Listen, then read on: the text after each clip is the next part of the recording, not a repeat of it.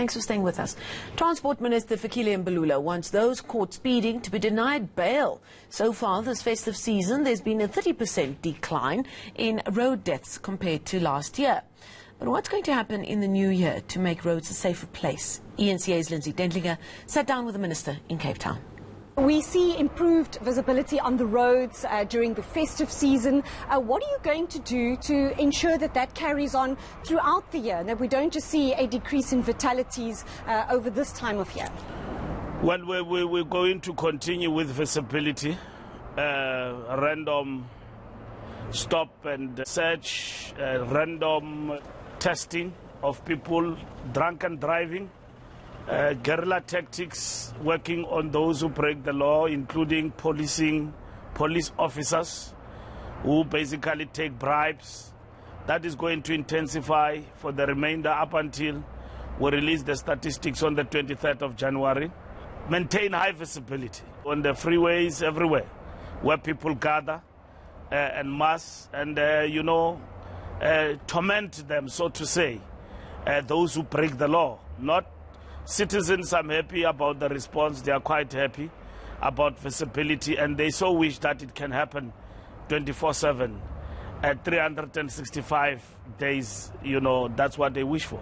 If we can do this during the festive season, what is the plan in 2020 to keep deaths down on our road in general? Why can there not be this high visibility if that is what it takes to reduce fatalities on the roads? From a transport ministry, it is our plan. It is my plan to ensure that, 24/7 we're on the road.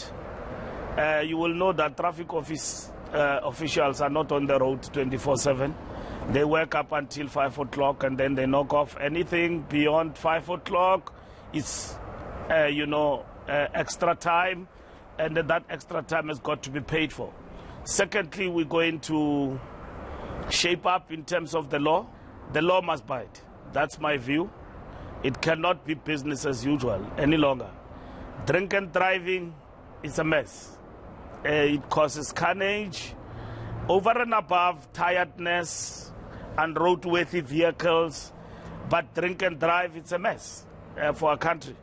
And I intend to come down heavy going forward in terms of the law. I want people in jail for drink and driving. I want them to be locked up.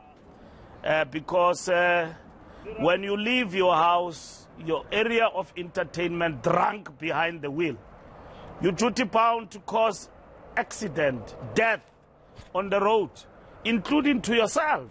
So I'm saving yourself from yourself through the law. ARTO will be in action from June 2020. It's a year of action. In the same interview, the Transport Minister tackled e-tolls. Now, there's been several delays in government's decision on the future of this controversial system. Mbalula says scrapping it remains government's top priority. In the wake of years of strong opposition, he is promising that the matter will finally be put to rest in the new year. The e-tolls story is not an easy one. I would have wanted to make a proper announcement about e-tolls so that when it gets to 2020, we hit the ground running. And we go to Christmas knowing where we stand. But Cabinet looked at the issue. We have been going back and forth and giving us tasks. We did a lot of work, and the Cabinet applied its mind deeply. The biggest challenge really for us in terms of the e-tolls is the question of the debt we've got before us. If we scrap, what are the implications for our economy? Where are we going to get the money to scrap? What is the implication for us in terms of road maintenance? And the whole question of private sector funding of the roads and public, money, funding of our roads going forward. So those are not easy answers. So we have to get through Treasury for some of these things to happen. It's a big question before us, but I'm happy about the progress we're making.